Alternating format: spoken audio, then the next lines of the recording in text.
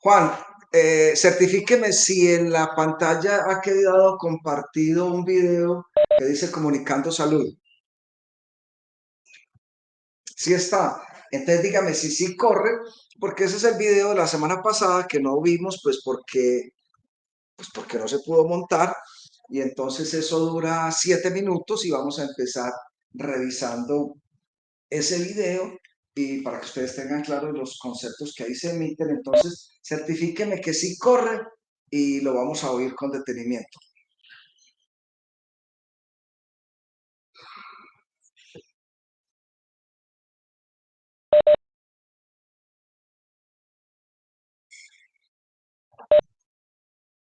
No se oye. Bueno, entonces dejamos la cosa quieta y simplemente cada uno, yo le mandé a usted el link, simplemente cada uno debe escucharlo de cuenta propia, pues porque no me dio. Así que, pues nada, listo. Muy bien, aquí habíamos dejado la semana pasada, entonces certifíqueme que estamos en una diapositiva que se llama Los 5 correctos. Muy bien, ahí habíamos dejado la semana pasada, entonces estamos simplemente terminando el introductorio de las vacunas para luego pasar al análisis de una por una. Ya hemos visto algo de la historia, hemos visto de cuáles son los componentes de la vacuna, hemos visto cuáles son las indicaciones, las contraindicaciones, las reacciones adversas. Ahora vamos a complementar lo que habíamos dicho con respecto al interrogatorio que se debe realizar cuando uno va a prescribir un medicamento tan importante que se llama vacuna. Aparte de todo lo que ya dijimos, de saber qué tipo de inmunidad tiene la persona con respecto a alguno de estos eventos inmunoprevenibles, cuando se va a prescribir una vacuna hay que tener suficiente claridad en estas 5 cosas que se llaman los 5 correctos. Esos 5 correctos son, primero, la persona correcta.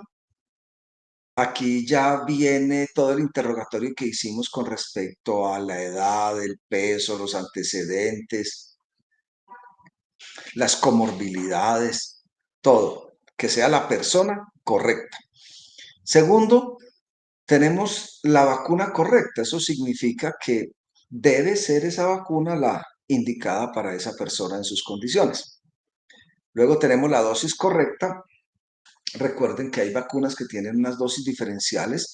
En hepatitis B tenemos presentaciones de 1 centímetro. En la mayoría de las vacunas la presentación es medio centímetro.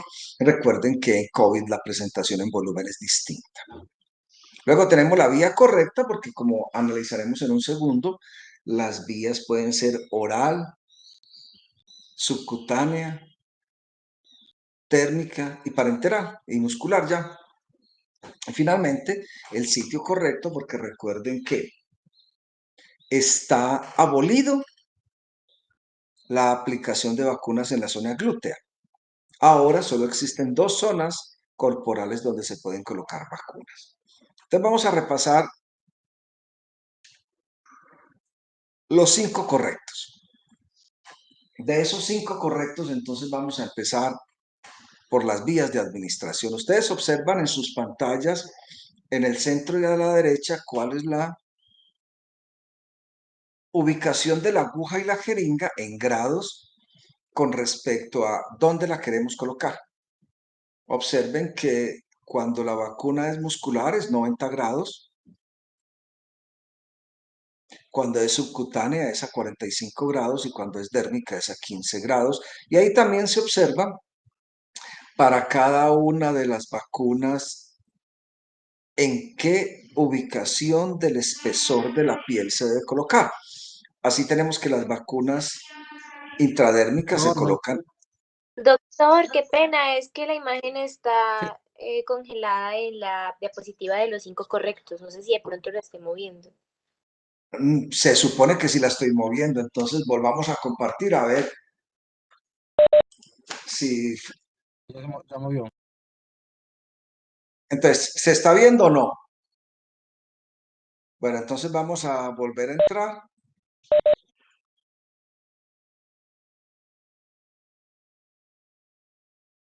No, lo estaba colocando en presentación.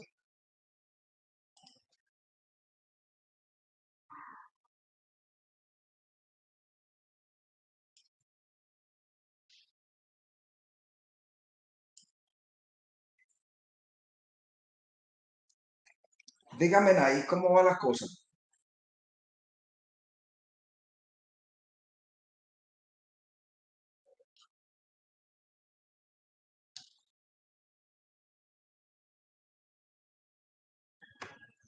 A ver, entonces, ¿cómo lo hacemos? Espérese.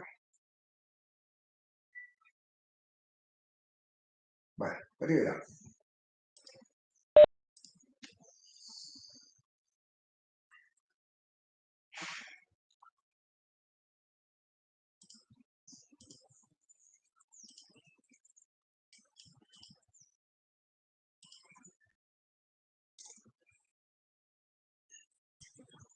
Me dicen ahí cómo estamos.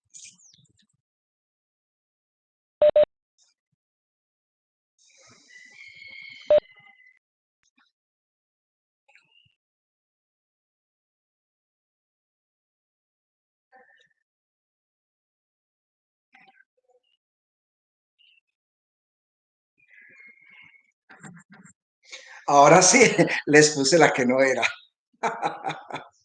Espérense, yo busco la que es, porque tengo dos presentaciones para hoy. Entonces, déjenme.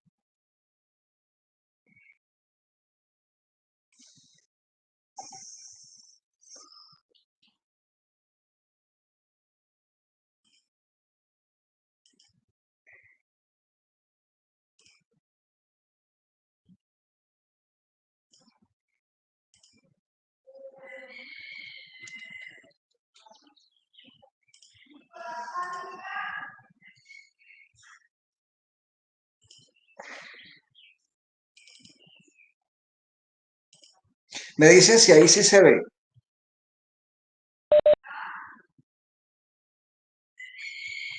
Y sí corre. Entonces ya estamos donde es, listo. Entonces vamos diciendo que los 5 correctos son la persona correcta, la vacuna correcta, la dosis correcta, la vía correcta y el sitio correcto.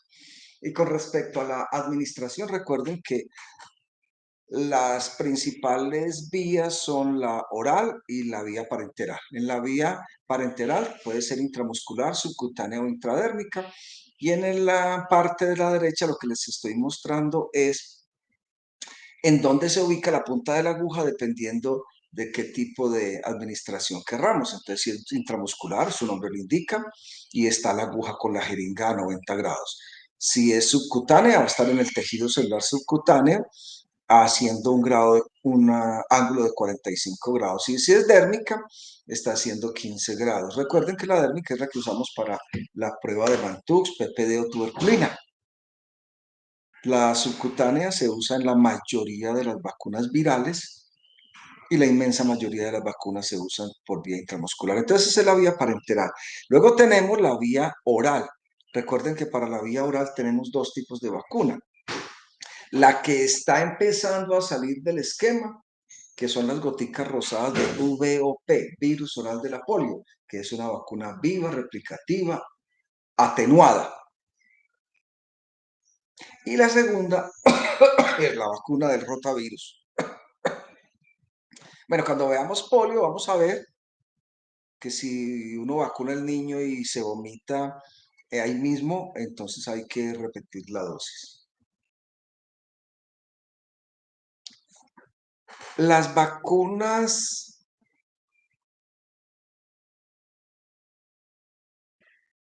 de acuerdo a los estudios que se hacen, se establece cuál es la vía por la que hay una mejor impresión al sistema inmune.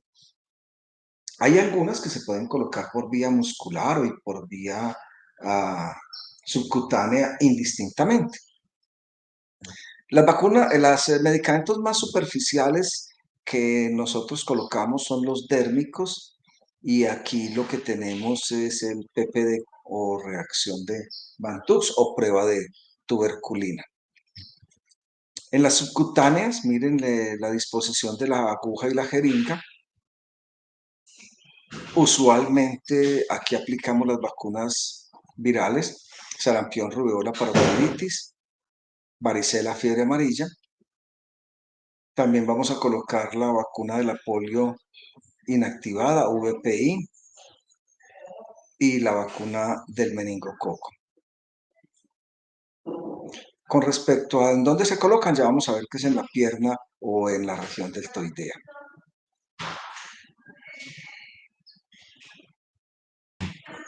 La inmensa mayoría de las vacunas las vamos a colocar musculares. Cada una de las vacunas en el prospecto establece cuál es el tamaño y el calibre de la aguja que se debe utilizar. Miren la disposición a 90 grados de la aplicación de las vacunas musculares. Y este sí es importante. De pronto en clase ya hicimos la demostración con alguno de ustedes, en tanto que vimos cómo era la ubicación de la aplicación deltoidea de las vacunas. Ustedes observan aquí la distribución anatómica y justamente en el triángulo, en la región deltoidea que ustedes ven ahí, en toda la mitad, vamos a colocar las vacunas. Cuando son pocas las vacunas, entonces colocamos una en cada brazo. Pero cuando son muchas, ya miraremos que sí se pueden colocar varias en un solo brazo. Dependiendo de la masa muscular que tiene el pequeño paciente, vamos a escoger la zona deltoidea, pero en aquellos que esa masa muscular es muy escasa, nos tendremos que ir para el muslo. Cuando los niños son caminadores, se prefiere utilizar la región deltoidea y no el muslo. Cuando vamos a utilizar el muslo, ahí ustedes ven esa diagramación anatómica, lo vamos a colocar en la cara anterior y lateral externa del muslo, donde está a la izquierda el puntico rojo o a la derecha la estrellita en rojo y azul. Esa es la ubicación geográfica de la topografía del muslo en donde debemos colocar. Y recuerden que este sitio se va a reservar para aquellos pequeños pacientes, usualmente menores de 1 año, que todavía no caminan. Ahí está nuevamente en diagramación y en un paciente. ¿Cuál es la ubicación? Arriba y en el diagrama, y abajo y a la derecha en un pacientico que le han rayado su pierna, para mostrar cuál es la cara anterior, lateral y externa del muslo donde se debe aplicar la vacuna. Ahí lo que ustedes están observando es una vacuna contra la polio, el VOP, vacuna oral de la polio. La precaución que se debe tener aquí es que, como es un frasco gotero que tiene muchas dosis y solo se van a colocar 3 gotas, la precaución importante es que el gotero no vaya a tocar los labios del niño, pues porque ya queda contaminado y habría que desechar el resto del contenido del frasco. Como ustedes ven, esta es una fotografía copiada y pegada directamente del manual de vacunación del ministerio, en donde arriba y a la izquierda ustedes observan que, segunda línea al final, no es necesario el uso de guantes. Muchas veces uno escucha que es que en tal parte, ¿cómo le parece que la enfermera ni siquiera guantes se puso? El ministerio dice que para vacunar no es necesario usar guantes y se los pone muy bien. Ahora, cuando quien va a vacunar tiene alguna situación dermatológica, pues debe usar guantes. Pero en principio no es incorrecto el no uso de guantes. Abajo y a la derecha ustedes observan la premisa del ministerio, ya lo habíamos comentado, de no desperdiciar, no perder ninguna oportunidad de vacunación. Cuando el pequeño paciente todavía no camina, usualmente pues cuando es menor de 1 año, y dependiendo de la cantidad de masa muscular que tenga en el brazo, pues se toma la decisión de colocarlo en la región anterior y lateral del muslo, porque ahí hay más masa muscular, y como la mayoría de nuestras vacunas son musculares, pues vamos a necesitar sustrato donde colocarlo. Habíamos comentado que en el mismo deltoide se pueden colocar varias vacunas, pues dependiendo de su tamaño, del deltoide, es claro. La separación mínima entre el lugar donde se aplique una vacuna y la que esté próxima deben ser 2.5 centímetros. Eso significa que en un deltoide yo puedo colocar 2 vacunas en uno, 2 vacunas en el otro, van 4, y si alguna necesidad se da, pues tendré la cara anterior y lateral del muslo, donde puedo colocar otras 2 a un lado y otras 2 a otro lado, es decir, yo puedo colocar 8 vacunas musculares en una persona sin ningún problema. Claro, con muchos chuzos, pero sin ningún problema. Resaltamos entonces, estoy en clase. Resaltamos entonces que la separación mínima entre vacunas es de 2.5 centímetros. Luego de que el pequeño paciente ya camina, entonces ya tendremos que olvidarnos de la región anterior y lateral del muslo y nos vamos para la región deltoidea. Recuerda, todo dependiendo pues de la cantidad de masa muscular que tenga el pequeño paciente. Si ella es muy escasa, pues pudiéramos retornar a la aplicación donde hay más masa muscular, que en este caso es en la cara anterior y lateral del muslo. Este es un cuadro resumen de las vacunas y su vía de aplicación. Entonces tenemos las vacunas orales, rotavirus y polio es lo que tenemos en Colombia, porque cuando veamos en su momento la vacuna de fiebre tifoidea, diremos que existen 2 tipos de vacuna, la oral y la parenteral, pero que la oral no se consigue en Colombia. Del cólera no vamos a hablar porque no es un evento de salud endémica objeto de nuestro programa de vacunación en Colombia. Conclusión, de las vacunas orales solo nos quedan 2 para nuestro esquema, que son el polio y el rotavirus. Polio, que está en vía cada día más de sacarse del programa. En este momento ya llevamos varias dosis de polio que se han cambiado la de aplicación oral por la vacuna muscular, ya sea fragmentada o corriente. Ya hablaremos de eso en polio. Esta es vacuna oral. La vacuna intranasal tampoco la tenemos en Colombia. La única vacuna disponible de aplicación intranasal es la vacuna de virus vivo, es decir, vacuna replicativa atenuada contra la influenza. En Colombia solo está disponible la vacuna de fragmentos y es una vacuna de aplicación muscular. Y luego, pues tenemos las vías más socorridas, que son la muscular y la vía subcutánea. Observen ustedes la distribución en cuanto a la aplicación, a la vía de aplicación subcutánea o muscular. Y en el lado derecho, pues tienen los respectivos ejemplos de qué vacunas por vía subcutánea y por vía muscular.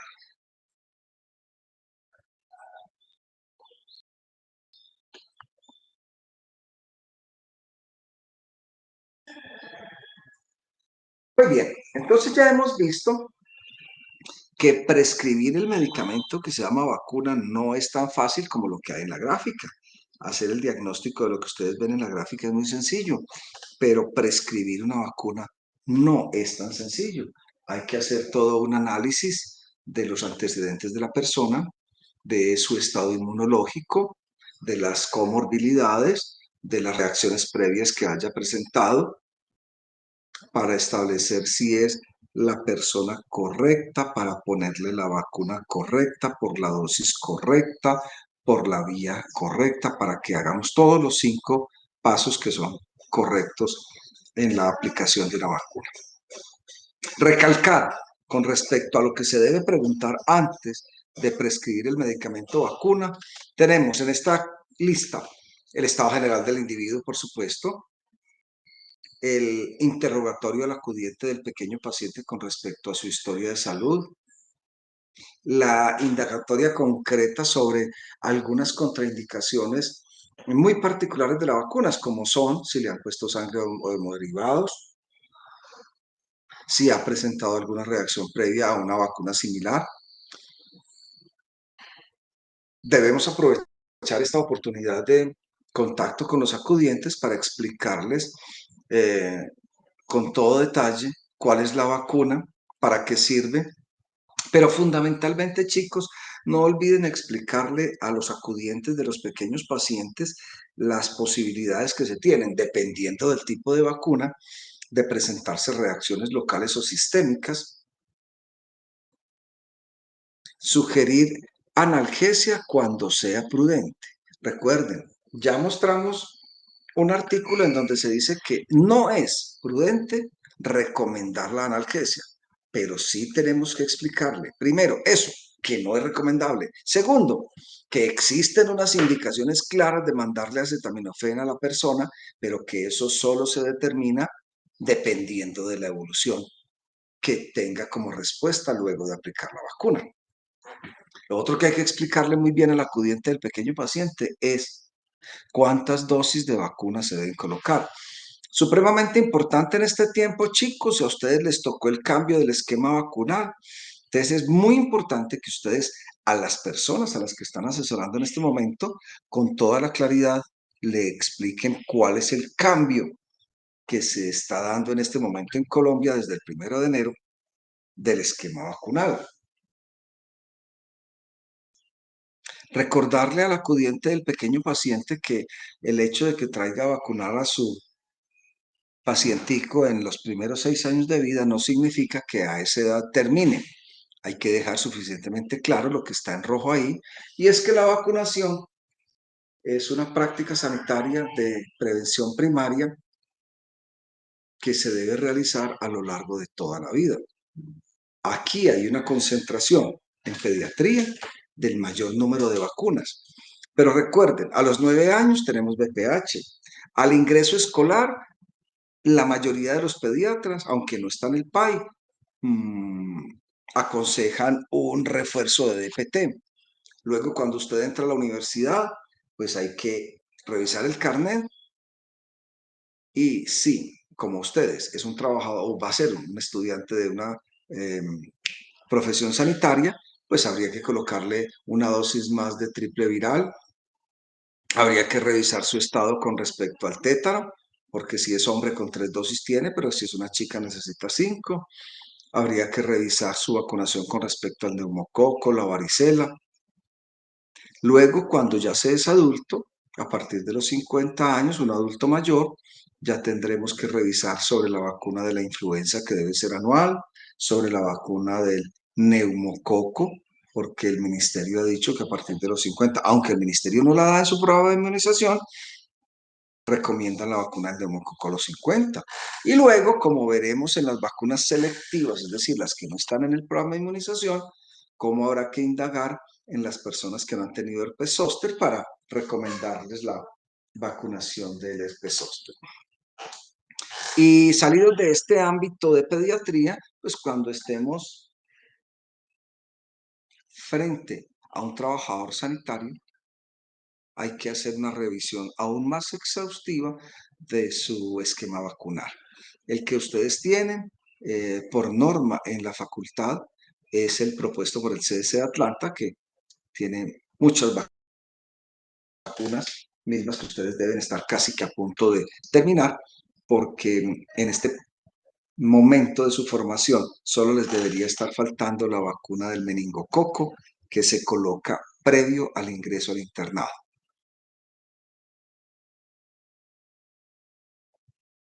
Con respecto a las coberturas vacunales, Es decir, ¿cuántas personas, cuál es el porcentaje de personas de las que se debieran vacunar que realmente están vacunadas? Varios comentarios. Algún grupo de ustedes hizo una investigación y notó cómo, contrario a lo que uno creería, el personal sanitario tiene unas coberturas más reducidas de lo que cabría suponer, pues porque uno esperaría que los trabajadores sanitarios estén muy bien informados y esa no es la realidad. Los resultados del estudio que sus compañeros hicieron decían que no percibían esos trabajadores sanitarios el riesgo como propio. Claro, en léxico común se dice, se vuelve paisaje la exposición al riesgo y ya carece de importancia para quienes estamos en ella. Y eso es un error gravísimo. Ahora lo contrario, dicen algunos trabajadores sanitarios. Observaron sus compañeros los que hicieron esta investigación, que decían algunos trabajadores sanitarios, no, pues es que como yo mantengo aquí metido entre los virus y las bacterias, seguramente ya tengo inmunidad para mucha cosa y no necesito vacunarme. Gran error también. Y finalmente, concluyeron los compañeros de ustedes que hicieron esta investigación, que muchos trabajadores sanitarios desconocen lo más básico de vacunas, vacunas replicativas y no replicativas. Desconocen los componentes de las vacunas, desconocen la seguridad de ellas y por lo tanto, al no tener toda la información, ni en ellos ni en sus pacientes, van a optar por las conductas vacunales apropiadas. Seguimos con historia, miren. Son los cambios que se han dado de vacunación más importantes en la década del 10 al 20 de este siglo. Observen cómo para el 10 teníamos un poco de vacunas. Hemos dicho reiteradas veces que el esquema de vacunación del Programa Amplio de Inmunizaciones del Ministerio es de los mejores de Latinoamérica, de los mejores. Miren cómo para 2010 teníamos 16 vacunas y miren cómo en esa década ya de 16 pasamos a 21. Vamos muy bien. Y miren los cambios que se han dado entre el 20 y el 21.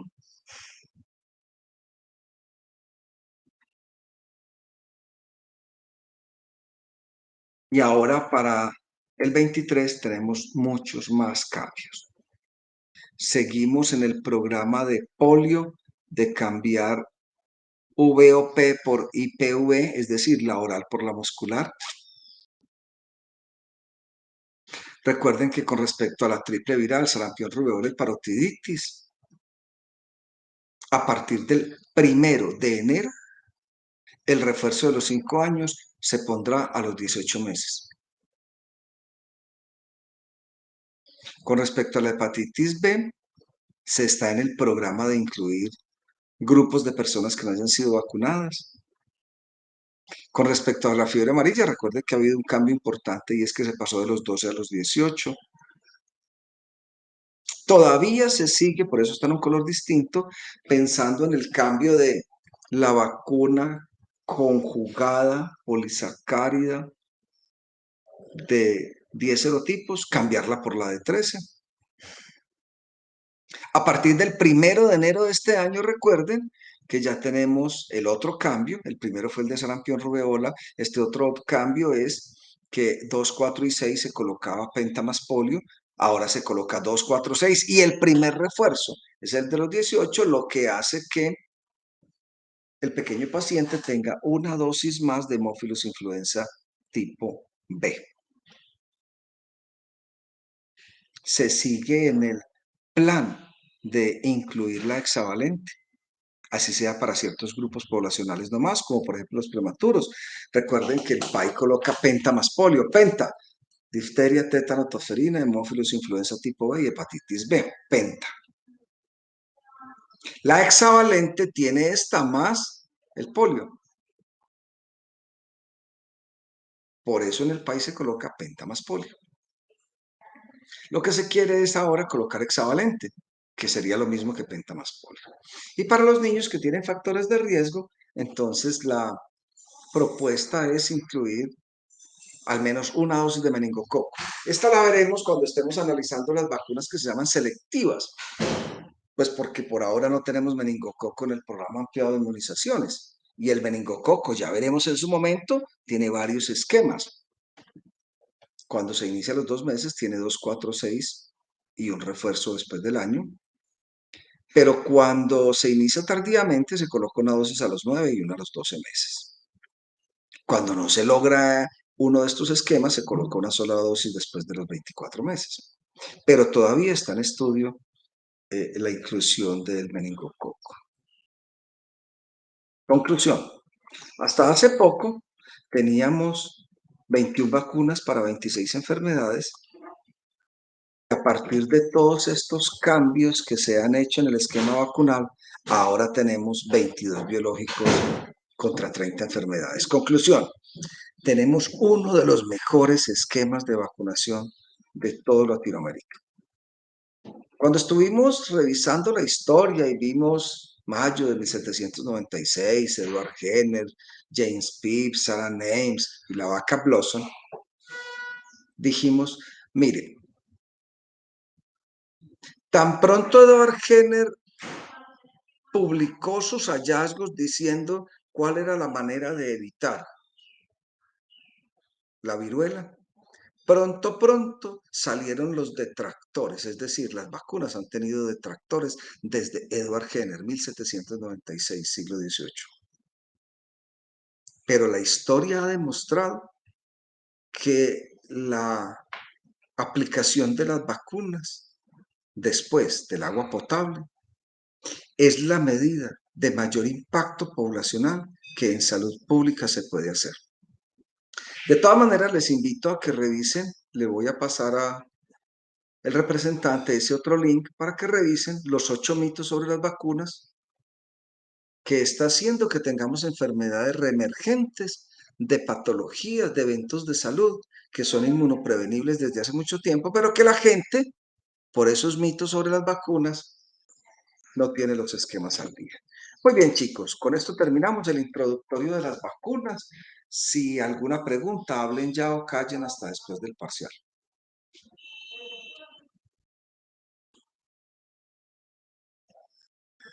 ¿Preguntas? Mi parte no, doctor. Estamos en el momento, chicos, de... ¿Dónde estoy? Creo que estoy aquí.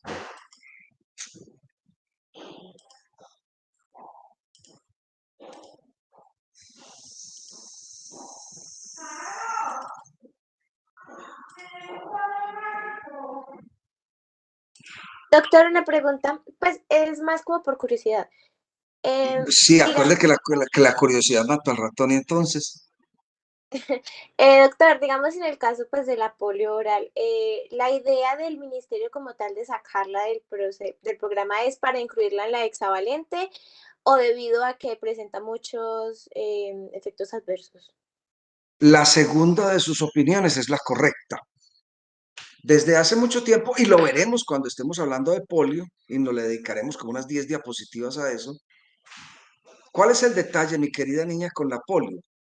Que la polio oral es lo que se venía usando siempre. Pero la polio oral es una vacuna de virus vivo, atenuado, replicativa. Y pasa y acontece que 1 de cada 2.400.000 personas vacunadas con polio se gana una polio postvacunal por el serotipo 2 de la polio. Entonces, ¿qué pasa? Que se está en vía de erradicación de un problema de salud muy grande. Cada día vemos menos personas con secuelas de polio en la calle. Ya el problema dejó de ser el polio salvaje para compartir escena con el polio postvacunal. Entonces, ¿qué dijeron las entidades de salud? Pues mire, estamos a punto de erradicar la polio y mire que el problema ahora se nos está volviendo es el polio postvacunal. Entonces, ¿qué hicieron? Muy sencillo. Se está sacando el polio oral y se está introduciendo el polio muscular. Diferencia. El polio muscular es una vacuna muerta, no replicativa, inactivada. Conclusión, nunca tendrá el problema de polio posvacunar. Entonces, mi querida niña, como usted lo dice, su segunda apreciación es la correcta. Esa es la razón del por qué se está cambiando polio oral por polio muscular. Por favor, me certifican si la presentación ya está en pantalla. Debe decir todos los días son días de vacunación.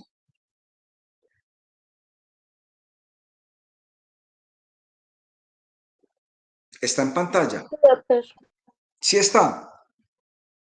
Aunque está pues pequeña. Está en pequeño. Entonces, espérese a ver cómo es que es el asunto. Dejar de compartir. Abrir. Ocultar moderador.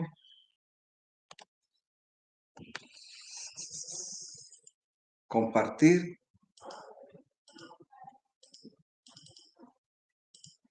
Ahora me dicen si sí está la presentación en la pantalla.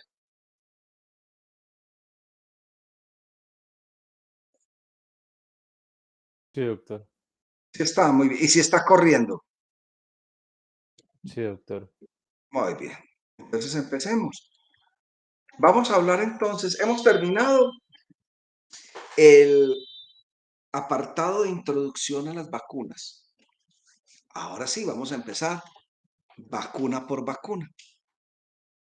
Este es el esquema de clasificación que más le gusta a la gente, pero a nosotros no. El esquema de vacunación que más le gusta a la gente son las que son gratis, las que hay que pagar, que es lo que se llama plan obligatorio de salud, y las vacunas que son no post, que también se llaman vacunas selectivas. Vacunas selectivas. Como ustedes observan en esa clasificación de las vacunas que son las vacunas sanitarias, o sea, las del post con las vacunas que son selectivas, notarán ustedes que en ambas columnas se repiten vacunas. Ejemplo, hepatitis A y hepatitis B, polio, DPT, neumococo, meningococo, triple viral, rotavirus, VPH, varicela. Y la razón de repetirse es, primero, que hay algunas vacunas que no están incluidas en el programa ampliado de inmunizaciones.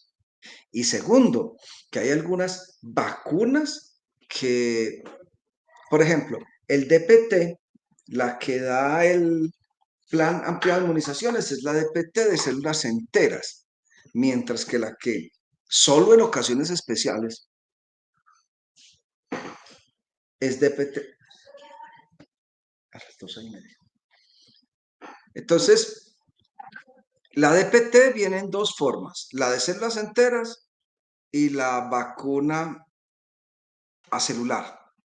La diferencia está en la Bordetella pertussi, que en la primera forma de presentación, vacuna de células enteras, está como su nombre lo indica. Pero cuando solo se usan los filamentos de la Bordetella para hacer la fracción antigénica de la vacuna, esa se llama DPT acelular. Y solo la da el programa de inmunizaciones en casos especiales. Entonces, por eso es que en ambas columnas pueden repetirse algunas vacunas por esas situaciones. El programa ampliado de inmunizaciones, por favor, lean la definición. El programa ampliado de inmunizaciones en Colombia es simplemente el conjunto de acciones, de intervenciones que se dan desde el ministerio a través del programa ampliado de inmunizaciones para prevenir, para controlar aquellos eventos de salud que son inmunoprevenibles, con el fin de pues, mejorar los perfiles de morbimortalidad de las enfermedades.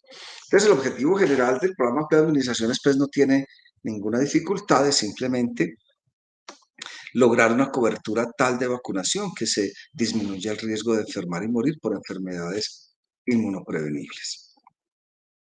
El programa de administraciones lo que quiere es continuar en la erradicación del virus de la polio, que estamos a un punto, controlar también la transmisión del sarampión, controlar también el tétano neonatal, el síndrome de rubéola congénita y, en definitiva, controlar, mantener a raya todos los eventos de salud que se pueden prevenir a través de la vacunación. Lograr la erradicación no es tan fácil, controlar sí.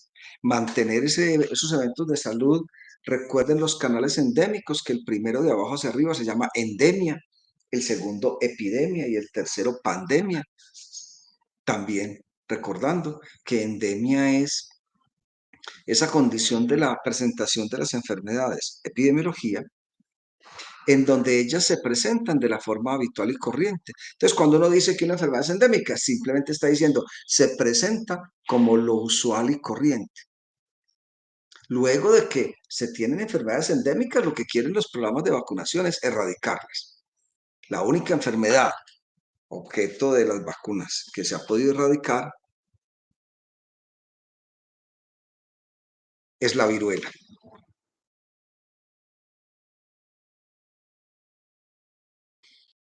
Los otros objetivos de la vacunación son, pues, mantener la disponibilidad de vacunas y todos los insumos que se requieren para la aplicación gratuita de las mismas, tener todos los elementos necesarios, todas las acciones, no solamente con el personal de salud, sino con las comunidades para que acepten los procesos de vacunación en todos los niveles que se tienen que dar, porque no es solamente vacunar, es desde quien establece la condición de perfil epidemiológico de un evento de salud, quien toma las decisiones en los niveles políticos y después las negociaciones, la compra de las vacunas, la traída, la distribución, la aplicación y el seguimiento que se tienen con ellos y finalmente el manejo de cada uno de los posibles eventos que se dé a través de los procesos de investigación pertinentes. ¿Qué tenemos? Tenemos que en este momento de la historia vacunal en Colombia se está ya terminando el plan de erradicación de la polio. Estamos a punto de erradicarlo. Acabamos de comentar cómo ahora el problema ya no es el polio salvaje, ahora el problema es el polio postvacunal, aunque en muy pequeñas cantidades, pero lo que se quiere es que no haya eso. Por eso miraremos la semana entrante cuando veamos polio, que la idea fue sacar el serotipo que estaba produciendo el polio postvacunal, que en este caso es el serotipo 2. Se está en el programa de eliminación de las vacunas, perdón, de las enfermedades objeto de la triple viral, o sea, sarampión, rubeola y parotiditis, del tétano neonatal, y se está en el control del resto de los eventos de salud objeto de la vacunación. Entonces, miren cómo ahora estamos en 3 momentos importantes dependiendo del evento de salud con respecto a la vacunación, para controlar algunas enfermedades, para tratar de eliminar otras y apenas esté eliminada, hablemos de erradicación. Eliminar un evento de salud, recuerden, no significa que no haya ningún caso, simplemente que es llegar al menor número de casos posible de algo. Y ya pasamos a la erradicación y es que ya si no tengamos ningún caso. La población objeto del programa ampliado de inmunizaciones para nuestro rango pediátrico, pues los niños antes de cumplir 6 años y después a los 9 para el BPH. Luego los niños en edad, cuando entran a la edad escolar, con un refuerzo de triple viral. Las chicas en edad fértil, recuerden que ellas requieren 5 dosis de tétano. Y cuando hay campañas, tenemos los adultos y adultos mayores que requieren, por ejemplo, neumococo. Ahora la fiebre amarilla tiene 2 elementos importantes que son, primero, se ha movido de los 12 meses a los 18 meses y segundo, hasta hace unos años se consideraba que se debía tener por calendario internacional un refuerzo de fiebre amarilla cada 10 años, y eso ya desapareció. En su momento les voy a mostrar la nota, que también tiene ya unos años, en donde dejó de ser la conducta, aplicación cada 10 años para hacer una vacuna de fiebre amarilla para toda la vida. Pasaremos muy rápido por el marco legal. El programa ampliado de inmunizaciones, pues, se basa en lo establecido en la Constitución del 91, La Constitución del 91 se desarrolla a través de muchas leyes y la de salud es la Ley 100 del 93. De esa Ley 100 del 93, en el artículo 165 define el plan obligatorio de salud. Y luego, esas leyes que expresan la Constitución se ven desarrolladas por decretos. Y pues eso no hay que saberlo, el mundo de decretos, simplemente que se enteren que todo está efectivamente normado. Hasta que llegamos a la resolución 412 del 2000, que es la resolución que introduce los programas ampliados de inmunizaciones y otros programas de atención primaria. Y luego vienen las normas de las RIAs y las MIAs. Y esperamos cuál va a ser el resultado con respecto a la atención primaria, a los centros de atención primaria, que es lo que quiere el ministerio a través de la reforma a la salud, de la cual he sido enterado que el grupo de electiva de salud pública que va a analizar el tema de el cambio en el modelo de salud, pues va a ser una exposición un viernes en la actividad de los viernes, que desde ahora pues se sabe que es obligatoria para todos. Esta resolución 412 me habla de elementos importantes de la atención primaria en salud, como son inducir la demanda, llamar a la gente, hacer que las personas vengan a los programas de vacunación. Luego tenemos los programas de protección específica y detención temprana. Y dentro de los programas de protección específica tenemos el esquema ampliado de inmunizaciones.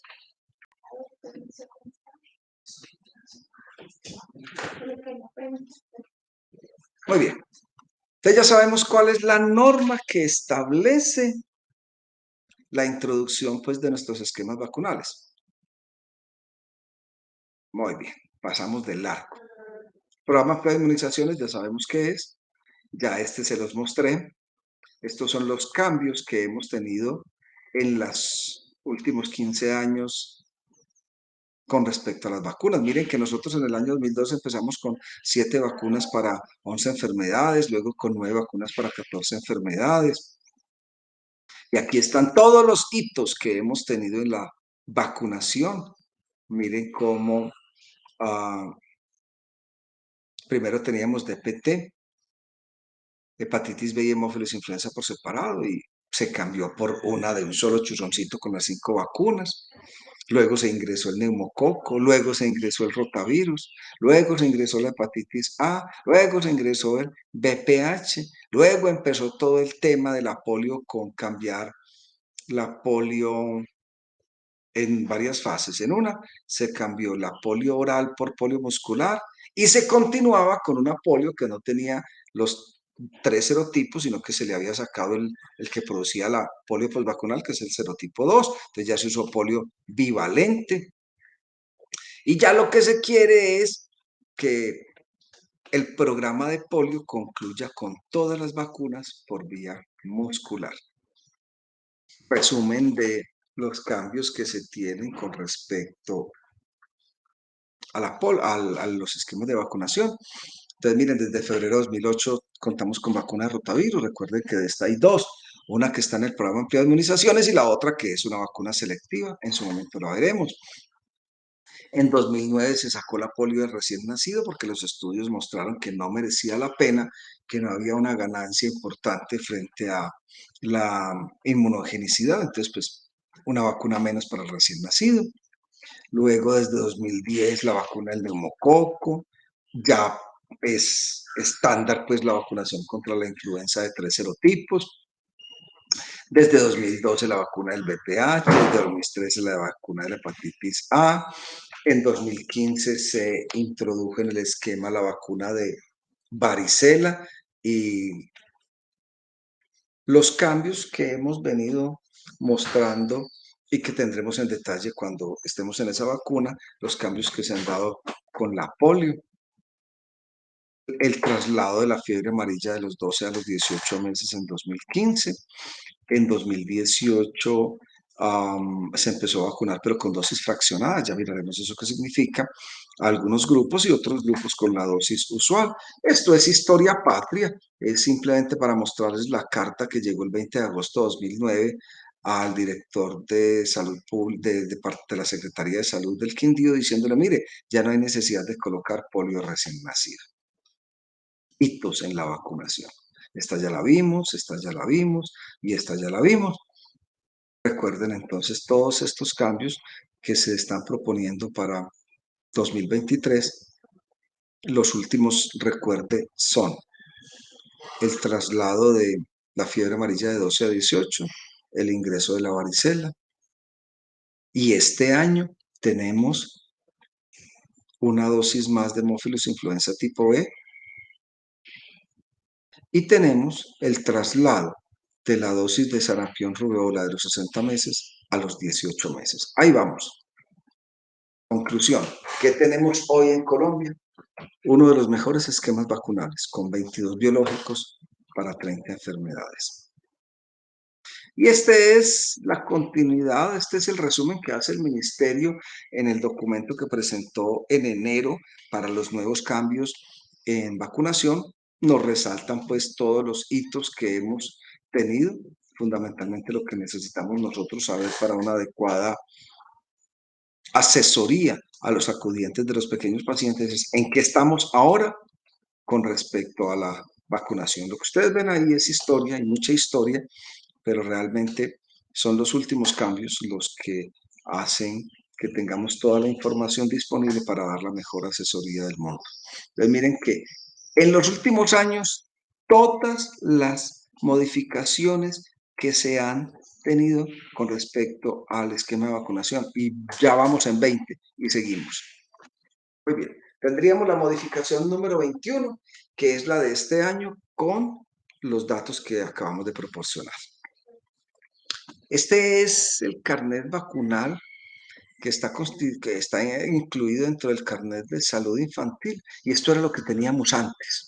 Vamos a hacer historia, vamos a hacer remembranza porque hoy vamos a empezar a ver las vacunas una por una. Miren que primero teníamos en el recién nacido polio, hepatitis B y BCG. Recuerden que el polio ya se sacó de aquí. ¿Sí ven? Este era el esquema que teníamos hasta antes de sacar la polio oral. Este es el esquema a diciembre de 2019, lo pueden observar en la parte izquierda central, dice actualizado a diciembre de 2019, o sea que este tampoco es, porque nuestro esquema ya cambió. Este es el esquema 2019, observen cómo en el recién nacido ya no hay polio, solamente hay BCG y hepatitis B, a los 2 meses tenemos penta más polio, penta es DPT, Haemophilus influenza tipo B y hepatitis B. Entonces tenemos penta más polio, rotavirus y neumococo. La característica de este rotavirus es que es monovalente de un solo serotipo. Y el neumococo es de 10 serotipos. Luego a los 4 meses tenemos lo mismo. A los 6 meses ya tenemos penta más polio e influenza estacional. A los 4 semanas volvemos a tener influenza, la segunda dosis. Luego al año tenemos triple viral, varicela, neumococo, hepatitis A, porque recuerden que la fiebre amarilla se pasó de los 12 a los 18. Aquí en los 18 tenemos DPT más polio, que recuerden que esa ya cambió, por eso este esquema es de 2019. El esquema nuevo ya es que a los 18 no colocamos DPT más polio, sino pentavalente, lo que nos da como resultado tener una dosis más de Haemophilus influenza tipo B. Luego a los 5 años ya no tenemos triple viral porque la pasamos a los 18, tenemos DPT más polio, tenemos la segunda dosis de varicela. A los 9 años ya empezamos el virus del papiloma humano con un esquema de ya en 6 meses y posiblemente en 60 meses. Para las chicas tenemos que el tétano deben ser 5 dosis. Para las chicas en embarazo tenemos, dependiendo del esquema previo, vamos a tener influenza de 3 serotipos y vamos a tener DPT acelular alrededor de la semana 30, o sea, de la 26 a la 33 se puede colocar. Por eso siempre les digo alrededor de la semana 30. Y dependiendo de las campañas anuales, a los adultos y adultos mayores, la influenza de 3 serotipos. Este era el carnet a 2019. Este era el carnet del año pasado, porque esto ya cambió. El año pasado teníamos BCG y hepatitis B, teníamos penta más polio, rotavirus y neumococo, a los 4 meses lo mismo, a los 6 meses ya teníamos penta más polio e influenza, a los 7 meses u 8 meses influenza, al año, miren que tenemos triple viral, neumococo, miren que ya tenemos hepatitis a los 18 meses, este ya cambió porque tendríamos DPT más polio y fiebre amarilla, pero esto acaba de cambiar.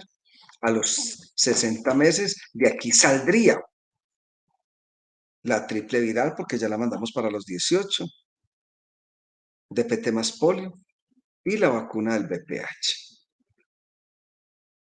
Y ahora miraremos cómo quedó en definitiva nuestro esquema de vacunación. Recuerden que cuando existen campañas de vacunación, esas dosis que se aplican en el marco de campaña no deben modificar las vacunas de calendario. Es decir, que si estamos en una campaña de sarampión rubeola, usted se la coloca porque estamos en campaña, pero las dosis de sarampión rubeola que le tocaba en determinada época hay que colocárselas.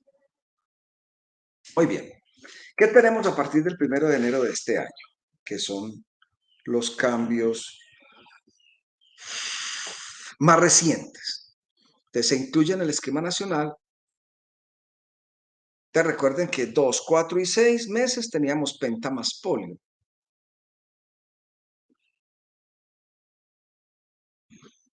Perdón, DPT más polio y penta más polio dependiendo de las edades.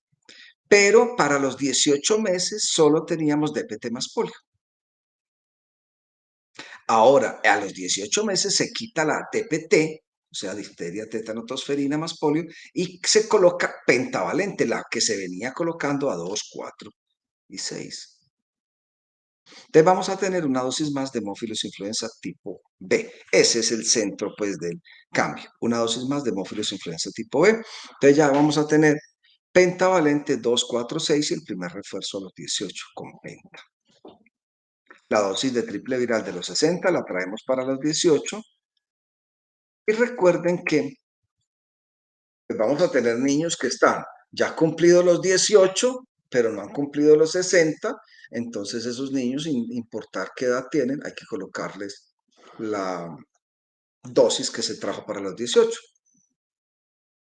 Y los niños que están entre 12 y 23 meses, pues se espera a que tengan 24 meses para colocarle la segunda de triple viral. Estos cambios están en el documento que les envié oportunamente de los lineamientos para la gestión y administración del programa de administraciones 2023. Quiero resaltarles de ese documento que se quiere garantizar la vacunación con segunda dosis de sarampión rubeola a los 18 meses. Se está en campaña de vacunación de sarampión rubeola a las cohortes de niños nacidos entre el 10 y el 19. Reemplazar, porque recuerden que el primer refuerzo era DPT más polio, porque en 2, 4 y 6 colocábamos penta más polio. Ese refuerzo, primer refuerzo de DPT, se va a cambiar por penta. Y con eso la persona pues, va a tener una dosis más de Haemophilus influenza tipo B. Obvio, también va a tener una dosis más de hepatitis B. Pero el centro de la modificación es que tengan una dosis más de hemófilos influenza tipo B. Se sigue entonces modificando la salida del virus oral de la polio para colocar virus, vacuna de VIP, o sea, de aplicación intramuscular. La diferencia pues ya está trilladísima todos los lunes que nos vemos. VOP, viva, replicativa, atenuada. Y VIP, muerta, no replicativa e inactivada.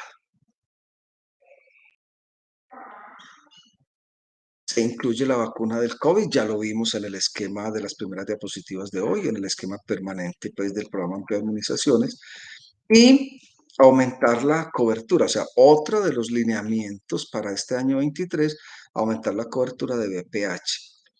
Miraremos al final de las vacunas del PAI cómo el VPH se coloca a partir de los 9 años hasta los 17. Entonces tiene muchos más retos, pero estos son los más importantes de estos lineamientos para 2023. Entonces, ¿en qué quedamos? Quedamos en que con respecto a triple viral, se trae la de 60 meses para los 18, pero aquellos niños que ya cumplieron 18, pero no tienen 60 meses, si están ya cumplidos los 2 años, se pone inmediatamente. Si están sin cumplir 2 años, se espera que cumplan 2 años para colocarles esa dosis que la DPT. Entonces, sencillamente, a los 18 meses tocaba DPT más polio, no. Ahora a los 18 meses se coloca penta más polio, lo que nos da una dosis más de hemófilos y una dosis más de hepatitis B. Entonces, mis queridos chicos, esos son las actualizaciones en los esquemas vacunales 2023. Recuerden que, aunque ahora no es lo más usual, puede llegar a nuestra consulta un pequeño paciente que no tiene el esquema completo de vacunación. Para poder establecer qué se le va a colocar, está esta diapositiva, donde nos muestra cuál es el esquema de vacunación para niños de 12 meses hasta 4 años sin antecedente vacunal o con antecedente incompleto. Se le coloca una dosis de penta por aquello de que no se requiere hemófilos influenza tipo B, hepatitis B arriba de una dosis, dependiendo de la edad, por supuesto. 2 dosis de DPT y las demás vacunas dependiendo de qué tenía o qué no tenía el bebé comparado con el esquema que debe ser. Y cuando los niños tienen ya los 5 años cumplidos, se coloca, dependiendo de lo que tenga o no tenga, el refuerzo del DPT, el polio dependiendo de la condición que estemos, oral o VIP. Recuerden que la idea es terminar con VIP todas y la dosis respectiva de varicela. Muy bien, vamos a resumir entonces en este cuadro cómo están las vacunas y la aplicación. Entonces tenemos para el recién nacido, este es nuestro cuadro definitivo con actualización a 1 de enero de 2023. Es decir, estas son las vacunas que debe tener un pequeño paciente al amparo del programa ampliado de inmunizaciones en Colombia. Primero, el recién nacido entonces debe tener hepatitis B y BCG. A los 2 meses, observen que a los 2 meses tenemos vacunas de 2 colores. Las vacunas que están en un verde intenso y las vacunas de un verde clarito. La vacuna de un verde intenso significa que es DPT, hemófilos influenza tipo B y hepatitis B, y están más oscuras porque vienen en una sola inyección. Esta es la que se llama la pentavalente. Entonces tenemos penta, polio, la primera dosis de rotavirus y la primera dosis de neumococo. A los 4 meses es exactamente igual, el esquema es el mismo. Penta más polio, rotavirus y neumococo. Ya el rotavirus aquí se acaba, el neumococo, el esquema básico se acaba. A los 6 meses colocamos penta más polio, pero ya no colocamos ni rotavirus ni neumococo y colocamos una dosis de influenza. Entonces, a los 6 meses, penta más polio e influenza. Luego la influenza se coloca a los 7 o a los 8 meses cuando es primo vacunación. Primo vacunación. Al año, entonces tenemos otra dosis de neumococo. Miraremos cuando hablemos de neumococo que estos esquemas se llaman 2 más 1, es decir, un básico de 2 dosis y un refuerzo de 1, para un total de 2 más 1, 3. Al año entonces tenemos la última de neumococo, tenemos una de triple viral, una de fiebre amarilla y la primera de varicela. Esto es al año. A los 18 meses, miren, aquí viene el cambio dado en nuestro esquema, porque entonces aquí a los 18 meses la dosis que había de DPT tocaba DPT más polio, esa ya no la colocamos. A partir de ahora se va a colocar penta más polio. Penta más polio. La fiebre amarilla usual. Y la dosis de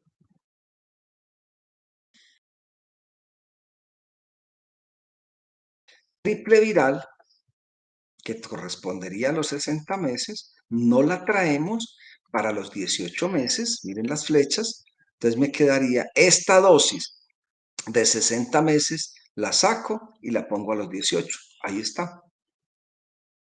Esos son los dos cambios importantes. Primero, que ya no colocamos DPT más polio, sino penta más polio, triple viral, que la trajimos de los 60, y la fiebre amarilla, que recuerden que se pasó del año a los 18 meses.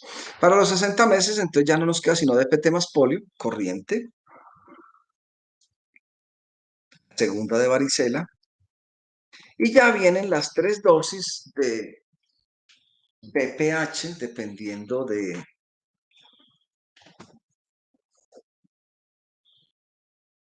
la población a la que se pertenezca. Recuerden que BPH se empieza a colocar a las personas escolarizadas de 9 años. Se coloca una dosis ya, una en 6 meses y una posiblemente en 60 meses. Ya tocaremos ese tema. Muy bien. Este es nuestro esquema. Entonces vamos a empezar a estos 15 minutos que nos faltan para hablar del esquema del recién nacido, que es el primero que vimos aquí en esta tabla definitiva. Entonces, esquema del recién nacido, BCG y hepatitis B. Esas son las dos vacunas que tenemos en el recién nacido. Vacuna BCG. Lo que les muestro a la derecha es historia patria de las vacunas, con la introducción pues de ellas. Esos eran los carteles que se usaban en algunos países para que la gente conociera la disponibilidad de la vacunación. La disponibilidad de la vacunación. Y lo que ustedes ven en la mitad y a la derecha es la presentación del programa ampliado de inmunizaciones de la BCG, para indicarles que BCG de forma selectiva o lo que la gente llama particular, eso no se consigue. En el centro observan ustedes cómo es el lugar y la técnica de aplicación de la vacuna BCG. Este es el reporte de la semana epidemiológica que terminó la semana pasada. Esto es lo último que tenemos de BCG. No, no es de BCG. Esto es lo último que tenemos de la tuberculosis, que es para lo que se utiliza la vacuna de la BCG. Veremos ahora cómo lo que se quiere con la vacunación del pequeño paciente es evitar las formas graves de TBC. Porque muchos dirán, ah, sí, pero es que los adultos que les da TBC y están vacunados no le debería dar. No, la vacuna se usa solo para evitar las formas graves, la meningia y la sistémica de tuberculosis. Pero para ver qué tan importante es la carga de enfermedad de la TBC, les traigo el boletín epidemiológico de la semana pasada, que nos muestra cómo para el departamento del Quindío tenemos acumulado esperado 30 y acumulado para 2023 24 casos de TBC.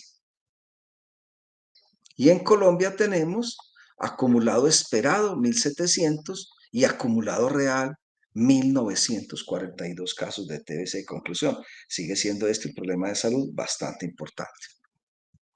Y por el otro lado tenemos la TBC fármaco resistente, que en Colombia el acumulado esperado son 37 y lo que se ha encontrado de verdad son 49 casos. Entonces, para que ustedes tengan una idea actualizada de cuál es la carga de enfermedad reportada en el último boletín epidemiológico sacado por el Instituto Nacional de Salud la semana pasada. Nuestra vacuna de BCG significa la vacuna con el bacilo de Calmette-Guerin, que son los dos científicos que diseñaron la vacuna a través de una cepa de Mycobacterium bovis en 1921, en donde, como ya se los conté, lo que se busca es evitar las formas miliares y meningias de la TBC. La eficacia es mucha, va entre el 50 y el 100%.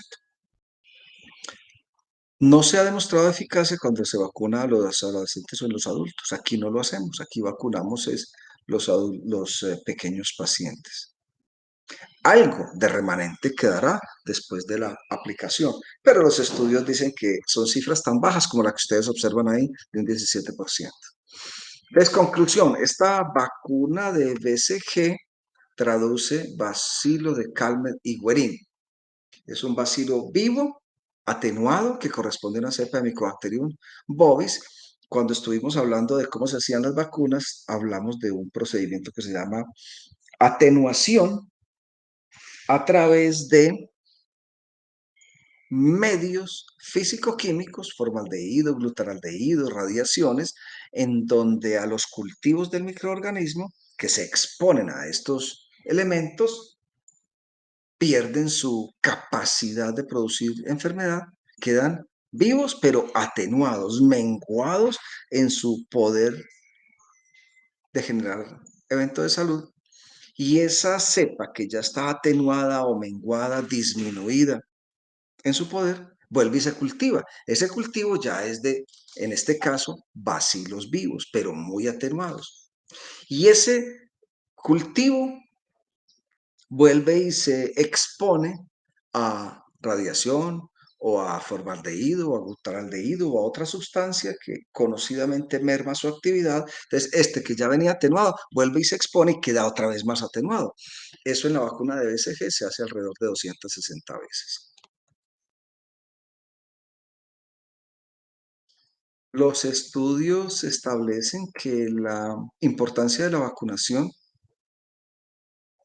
es proteger contra las formas de tuberculosis graves, la miliar y la meningitis tuberculosa, pero pues no previene la primoinfección ni la enfermedad pulmonar. La eficacia de la vacuna cuando se aplica en el pequeño paciente es la que ustedes ven ahí para esos eventos, meningitis, para enfermedad diseminada y para la mortalidad. En esos porcentajes, con esos intervalos de confianza de los resultados obtenidos en esas investigaciones. Conclusión, la indicación de la vacuna de BCG contra la TBC, bacilo de Calmette-Guerin, está dada por la prevención de las formas de tuberculosis miliar y meningia y no para la prevención en sí de la tuberculosis en adolescentes y adultos. Eso no se da. Nuestro esquema vacunal es una sola dosis, sin refuerzos, colocada escapular izquierda. En todas partes del mundo, esta vacuna se coloca escapular izquierda en todas partes del mundo. De tal forma que esta es una vacuna que es la única que podemos decir que la persona sí está vacunada, aunque no tenga carnet de vacunación, porque le vamos a encontrar la cicatriz escapular izquierda. Los efectos adversos, como todos, locales y sistémicos, aquí es importante considerar la ulceración que se puede presentar y las adenopatías que se pueden presentar consecutivo a la aplicación de la vacuna. Indicación, todos los niños. Esta es una vacuna que se debe aplicar antes de la alta hospitalaria. Tenemos dos vacunas previas a la alta hospitalaria, que son la hepatitis B del recién nacido y el BCG, antes del alta hospitalaria. Recordemos entonces que es una vacuna bacteriana viva replicativa atenuada, que está generada a partir de una cepa de Mycobacterium bovis.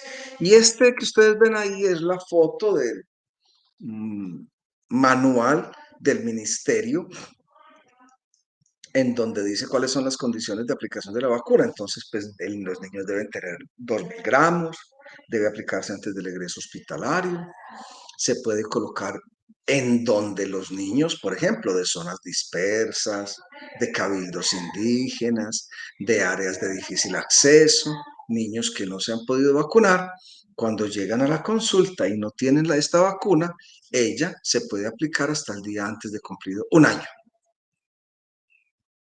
La presentación es la que ustedes ven en el centro de a la derecha. El esquema vacunal de BCG es una sola dosis de 0.05. La aplicación es dérmica y el área obligatoria de aplicación de la vacuna del BCG es escapular izquierda.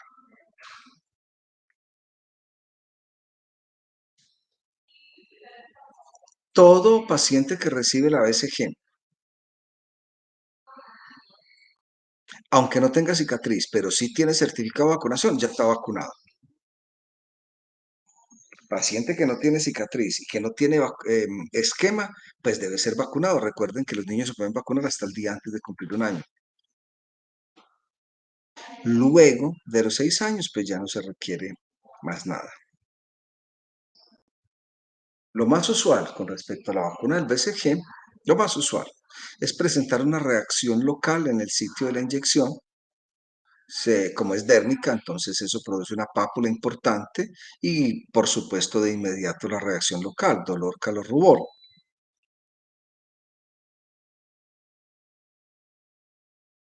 La pápula puede presentar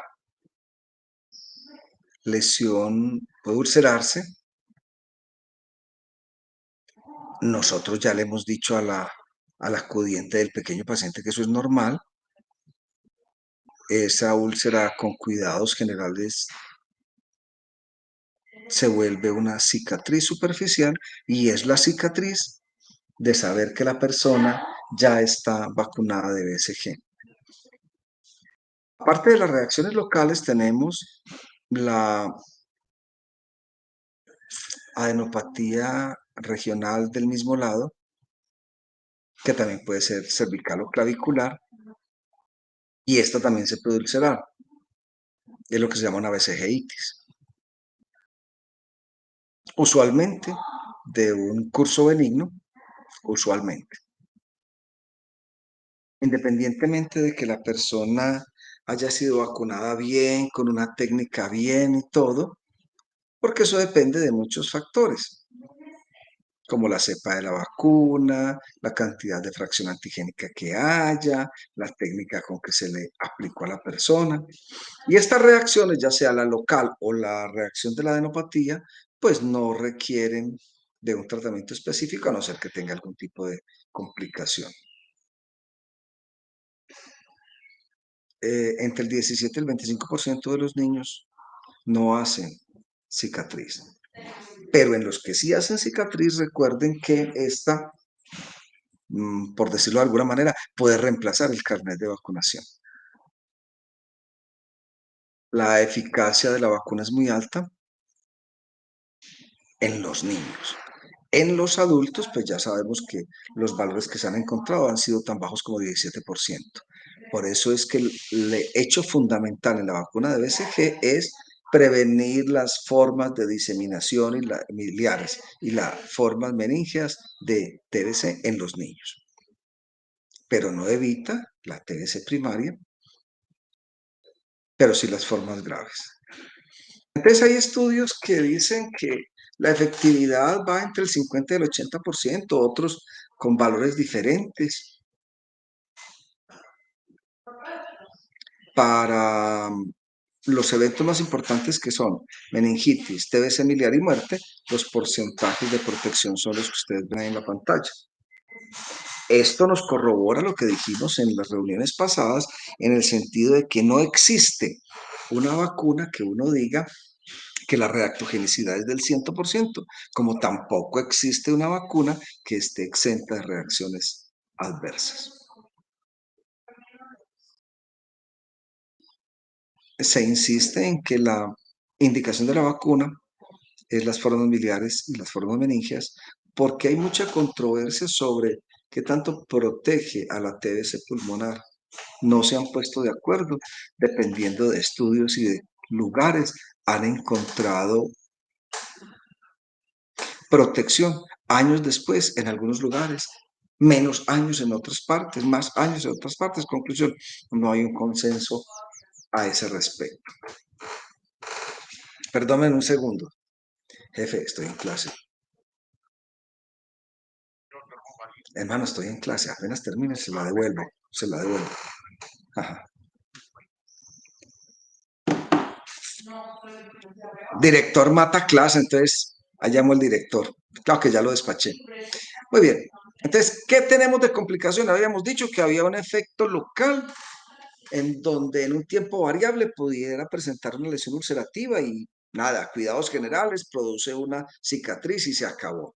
El otro es la BCGitis, las linfadenitis supuradas que pueden ser cervicales, supraclaviculares o axilares del mismo lado, que también se espera tengan un curso benigno.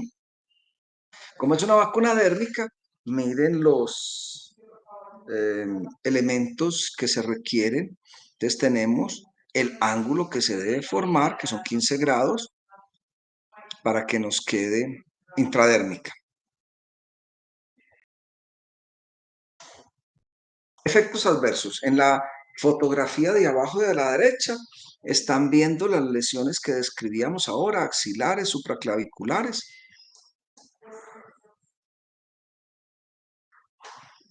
Que puede llegar a ulcerarse esa adenopatía, esa BCG, esa adenopatía puede llegar a ulcerarse, puede complicarse. Todo depende de la técnica que se use.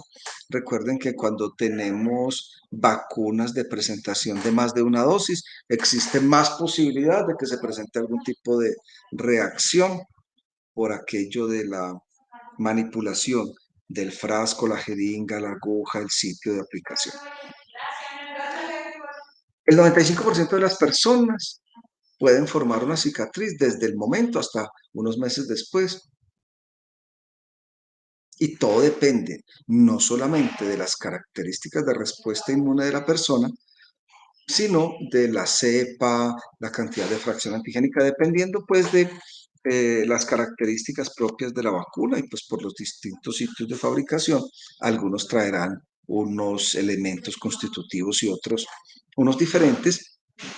Lo mismo sucede con la fracción antigénica, o sea, la cantidad de fracción antigénica y la cepa van a ser dependiendo del laboratorio. Las reacciones adversas, como en todo, locales y sistémicas, pueden ser unas reacciones leves, que tenemos la lesión de piel, que puede ulcerarse, la lesión de adenopatía supurativa. Usualmente recuerden de un curso benigno y la única secuela es cicatriz. Reacciones leves, reacciones moderadas, pues afortunadamente más escasas. Puede haber una complicación ya ósea con una osteitis, un eritema nodoso, osteomielitis.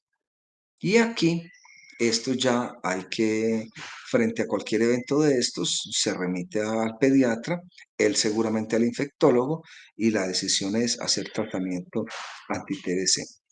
Y las reacciones adversas graves, pues ya la diseminación, incluso algún caso de muerte que pues nunca lo hemos visto en estas latitudes, se produce cuando la vacuna se aplica en personas a las que no se les ha hecho el interrogatorio suficiente, al acudiente del pequeño paciente, por supuesto, y son personas inmunosuprimidas, personas con unas respuestas de inmunidad muy malas y que la vacuna les va a producir eventos adversos suficientemente graves. Entonces, por eso es que hay que hacer un interrogatorio exhaustivo, hay que establecer si los padres son seropositivos para VIH o para cualquier otro evento de salud, caso en el cual no se debería vacunar hasta que no se sepa si el niño, el pequeño paciente, pues lo tiene o no lo tiene. Contraindicaciones de la vacuna. Ya acabamos de mencionarlo, VIH comprobado o desconocido hasta que no se hagan las pesquisas del caso. Niños con inmunosupresión, tratamientos con inmunosupresión. Decíamos en las reuniones pasadas que había una contraindicación de las vacunas y era cuando los niños tenían dosis de esteroides superiores a 20 miligramos kilo día. No hacer nada hasta que no se hagan las pruebas de VIH. Muy bien. La vacuna del BCG no solamente se utiliza para esto que hemos visto, la prevención de las formas graves, meningias y miliares del BCG, sino que se utiliza en el programa de Hansen. Ya vamos a ver cómo. No se recomienda la aplicación a contactos de personas con lepra que estén inmunocomprometidos, porque esta vacuna, ya se los acabo de decir, se utiliza en el programa de Hansen. Ahora se los muestro. Precauciones. Pues cuando los niños tengan un bajo peso, hay que mirar riesgo-beneficio. Termina uno vacunándolos. Con respecto a los hijos de madres de VIH, ya dijimos, hasta que el niño no tenga el estudio completo, no se puede hacer. Observen que cuando empezó la era del COVID, dijeron que las personas que estaban vacunadas con BCG tenían cierto grado de protección y este es un comunicado de la Organización Mundial de la Salud donde dijo, eso es mentira. Muy bien. Aquí tenemos un cuadro que viene en el estudio que les acabo de citar, en donde llegaron a la conclusión que no había ninguna relación entre vacunación de BCG y algún grado de protección o no protección con la vacuna del COVID. También les anuncié que la vacuna del BCG se utilizaba en el programa del Hansen o lepra. Estudios mundiales demuestran que es importante la vacunación en los pacientes convivientes con pacientes de Hansen. Entonces, la pauta vacunal es conviviente que presenta evidencia de BCG, se le aplica evidencia de haber sido vacunado con BCG, se le aplica una dosis. Conviviente de Hansen, estamos hablando del programa de lepra. Y los que no presentan cicatriz, los que no tienen evidencia de vacunación, se les coloca 2 dosis, una dosis ya y una en 6 meses. Entonces, programa de Hansen usa BCG. ¿Cómo la usan? Las personas que tienen evidencia de ya tener una dosis, solo se les coloca una. Las personas que no tienen evidencia, se les colocan 2 dosis. Eso dice ahí. Una dosis para los que tienen evidencia y 2 dosis para los que no tienen evidencia. ¿Cuál es la evidencia? El carné vacunal. Si no hay carné vacunal, la cicatriz. Si ninguno de los dos, no hay evidencia de vacunación. Para los hijos con madres seropositivas para VIH, no se debe aplicar el BCG a no ser que los CD4 estén de 500 células por milímetro cúbico en adelante. Muy bien, chicos. Vacuna de BCG. Preguntas. jovencitos? Por mi parte, no, doctor, gracias. Bueno, entonces hemos terminado de ver el introductorio de vacunas, hemos revisado el esquema actualizado a 1 de enero y hemos visto la primera de las 2 vacunas del recién nacido antes de la alta hospitalaria, que es la vacunación contra BCG. La semana entrante iniciaremos con la segunda vacuna del recién nacido, que es la hepatitis B del recién nacido, que tiene sus características particulares. Como habíamos quedado desde hace 2 semanas, entonces a la 1 de la tarde hacemos la reunión de las personas que están en electiva de salud pública. Así que con esos 10 personajes nos vemos a la 1. Chao. Gracias, Gracias, doctor. doctor.